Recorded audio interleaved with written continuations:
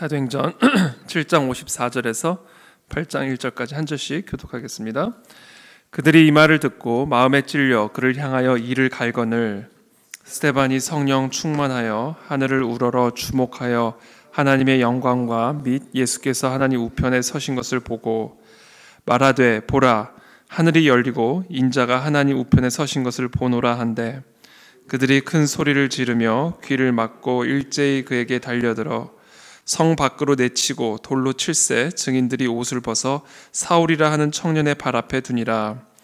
그들이 돌로 스데반을 치니 스데반이 부르짖어 이르되 주 예수여 내 영혼을 받으시옵소서 하고 무릎을 꿇고 크게 불러 이르되 주여 이 죄를 그들에게 돌리지 마옵소서 이 말을 하고 자니라. 사울은 그가 죽임당함을 마땅히 여기더라. 그날에 예루살렘에 있는 교회에 큰 박해가 있어 사도 외에는 다 유대와 사마리아 모든 땅으로 흩어지니라. 아멘. 네, 어저께 우리 지난 이틀간에 걸친 이 스데반의 이 설교를 들은 이 대제사장과 공회 회원들과 또 장로들이 이 스데반의 이 설교를 듣고 마음에 찔려 그를 향하여 이를 갈고 돌로 쳐서 죽이는 그런 내용이 기록이 되어 있습니다. 54절에 그들이 이 말을 듣고 마음에 찔려 그를 향하여 이를 갈거늘, 우리가 얼마 전에 보았던 그 초대교회의 그 마가의 다락방에 임했던 그 성령 하나님의 역사가 일어난 후에 사도 베드로가 일어나서 지금 일어난 이 성령의 역사를 설명을 해주죠. 그러면서 바로 너희들이 죽인 그 예수 그리스도, 그분을 하나님이 다시 살리셨고 우리 모두의 주로 그리스도로 삼으셨다. 너희들이 죽인 자는 사람이 아니라 바로 하나님의 아들이었다 라는 이 말을 듣고 그들도 마음에 찔렸다, 이렇게 기록이 되어 있습니다. 근데 그때 그들은 마음에 찔리고 나서 그들의 반응은 뭐였냐면 어찌할꼬였습니다. 어찌할꼬. 자신들이 하나님의 아들을 죽였다라는 사실, 하나님의 아들을 죽였다라는 사실을 깨닫고 나서는 그들이 이 일을 어찌할꼬, 이 큰 죄, 도저히 용서받을 수 없는 이 죄를 우리가 어찌할꼬, 이 마음을 찢으며 하나님 앞에 탄식하며 회개하는 장면이 기록이 되어 있죠. 그리고 그때 그들에게 성령이 선물로 내려오는 것을 우리가 보았습니다. 근데 오늘 이들의 반응은 완전히 정반대죠. 이 스데반의 설교를 듣고 똑같이 그들의 마음에 찔림이 있었지만 그러나 이들은 어찌할꼬가 아니라 이를 갈았다, 이렇게 기록이 되어 있습니다. 이를 갈았다. 스데반의 정죄와 같이 목이 곧고 마음과 귀에 할례를 받지 못한 그 성령을 거스르는 이들의 반응은 이 하나님의 말씀이 그들의 마음을 찌를 때 이를 갈았다라는 겁니다. 이를 갈았다. 저와 여러분들의 마음 속에 이와 같은 하나님의 말씀이 우리를 찌르는 그런 경험들을 할 때 우리도 이렇게 이를 갈 수가 있습니다. 찌르는 거죠. 하나님의 말씀이 우리를 찌를 때 우리도 찔림을 당하는 것이 아니라 같이 찌르는 거죠. 이게 스데반을 찌른 겁니다. 스데반이 자신을 찌르니까 자신들도 스데반을 찌르는 거죠.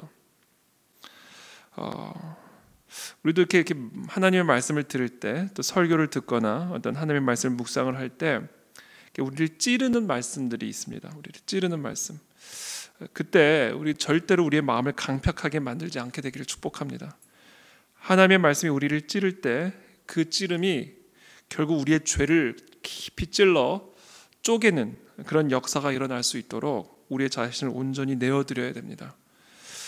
그런데 많은 경우 또 우리 안에서 때때로 이 하나님의 말씀이 우리를 찌를 때 우리도 찔러버리는 그런 우를 범하는 경우들이 있죠. 이게 지금 이 대제사장과 공회 회원들이 하고 있는 모습입니다.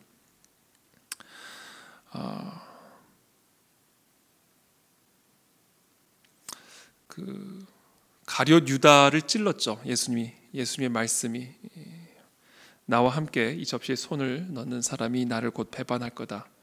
사실은 이 가룟 유다의 마음을 찔렀죠. 그때 가룟 유다가 찌르니까 그 방을 나가버립니다. 그 자리에 가만히 있었으면 가룟 유다의 마음이 변화됐을지도 모르죠. 진심으로 회개를 통해 변화를 일으켰을지 모릅니다. 그러나 하나님의 말씀이 그들을 찌르자 그 방을 나가버립니다. 그리고 바로 이제 예수님을 팔 준비를 하기 시작을 하죠. 하나님의 말씀이 선포될 때 이렇게 떠나는 사람들, 그러니까 불편해서, 이렇게 뭐 저도 여기저기 집회를 다니다 보면 이렇게 하나님의 말씀을 이렇게 찌르는 말씀들이 있죠. 이 말씀은 좀 찌르겠다, 좀 아프겠다 이런 말씀들이 있습니다. 이렇게 설교하면서도 이건 좀 찌르는 말씀인데, 좀 아플 수 있는데, 이런 메시지들이 있죠. 듣기 싫으면 나가는 거죠. 이렇게 나갑니다. 이렇게 그런 모습이죠. 사실은 돌로 치지는 않아도 사실은 자신이 이 하나님의 말씀 앞에 찔림을 당하여 쪼개져서 변화되어지고, 그래서 자신의 모든 벌거벗은 몸이 하나님 앞에 온전히 드러나 변화되어지는 이 기회를 스스로 포기를 하는 거죠. 이게 하나님의 말씀이 찌를 때 그냥 이렇게 나가버리는 거죠. 그때 이를 꽉 물고 이를 갈 게 아니라 이를 꽉 물고 그 자리에 있어야 됩니다. 그리고 그 말씀이 나를 온전히 찔러서 나를 변화시킬 수 있도록 그 말씀 앞에 나를 내어드려야 되죠. 그래서 오늘 근데 안타깝게도 오늘 이 대제사장과 이 유대인들의 모습은 이를 꽉 물고 그 앞에 그 찔림을 당하는 것이 아니라 이를 갈며 돌을 치기 시작합니다. 57절에 이어서 이야기가 되죠. 57절 그들이 큰 소리를 지르며 귀를 막고 일제히 그에게 달려들어 성 밖으로 내치고 돌로 칠세 증인들이 옷을 벗어 사울이라 하는 청년의 발 앞에 두니라. 이를 갈면서 큰 소리를 지르고 귀를 막고 그에게 달려들어 성 밖으로 내친 다음에 돌로 치기 시작합니다. 그리고 사울이라는 청년의 발 앞에 두게 되죠. 이와 같은 박해를 받게 되는 거죠. 스데반이 하나님의 말씀을 전할 때 반드시 박해를 받게 되어 있다라는 거죠. 강팍한 이 죄인들에게 이 말씀의 검을 던질 때 그들이 마음의 찔림을 당하자 큰 소리를 지르며 귀를 막고 달려들어서 돌로 치기 시작합니다. 재미있는 단계가 있죠. 일단 큰 소리를 지릅니다. 소리를 지르죠. 그 다음에는 귀를 막아버리죠. 그리고는 달려들어 버립니다. 그리고는 돌로 치기 시작하죠. 근데 마침 그것이 사울이라는 청년의 발 앞에 두게 됩니다. 근데 이 놀라운 사실이 스데반의 반응입니다. 그들이 돌로 스데반을 치니 스데반이 부르짖어 이르되 주 예수여 내 영혼을 받으시옵소서 하고 돌을 맞는데 스데반은 하나님께 주 예수님께 이렇게 기도합니다. 주 예수여 내 영혼을 받으시옵소서. 무릎을 꿇고 크게 불러 이르되 주여 이 죄를 그들에게 돌리지 마옵소서. 그리고 이 말을 하고 자니라. 이게 돌을 맞는 사람의 일반적인 반응은 아니죠. 주 예수여 내 영혼을 받으시옵소서. 그리고 이 죄를 그들에게 돌리지 마옵소서. 그리고는 죽음을 맞이합니다. 이 스데반의 모습, 의를 위하여 박해를 받는 가운데 오히려 그것을 기뻐하며 기꺼이 그 돌을 맞는 이 스데반의 모습, 이 스데반의 능력, 이 스데반의 담대함과 용기는 도대체 어디서부터 나오는 것일까? 이것은 절대로 사람에게서부터 나오는 것은 아니라는 겁니다. 그 비밀이 55절, 56절에 나와 있습니다. 스데반이 성령 충만하여 하늘을 우러러 주목하여 하나님의 영광과 및 예수께서 하나님 우편에 서신 것을 보고 말하되 보라 하늘이 열리고 인자가 하나님 우편에 서신 것을 보노라 한데, 이 영적인 눈이 열려서 다른 사람들이 볼 수 없는 장면을 지금 스데반은 보고 있었습니다. 그것은 바로 하나님의 영광 그리고 예수 그리스도께서 하나님의 우편에 서신 것을 그 순간 보게 되었다라는 겁니다. 이 스데반이 이와 같은 공격과 박해를 받는 가운데 스데반에게는 놀라운 영적인 눈이 열리게 되었고, 그래서 지금 현재는 돌을 맞는 그런 박해와 학대를 받는 가운데 있지만, 그러나 지금 하늘의 문이 열리고 하나님의 충만한 영광과 그 하나님 우편에 서 계신 예수 그리스도를 보는 눈을 갖게 된 겁니다. 두려움을 이기게 하는 힘의 근원이 바로 여기에 있습니다.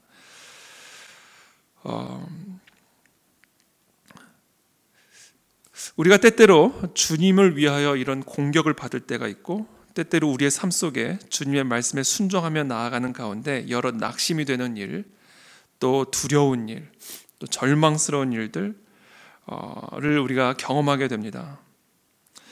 그럴 때 우리가 그와 같은 어려움을 이겨낼 수 있는 힘은 어디서부터 오는 것이냐면, 바로 우리와 함께하고 계시는 그 하나님을 볼 수 있는 눈이 열릴 때 그와 같은 힘과 능력이 생기게 되는 것이죠.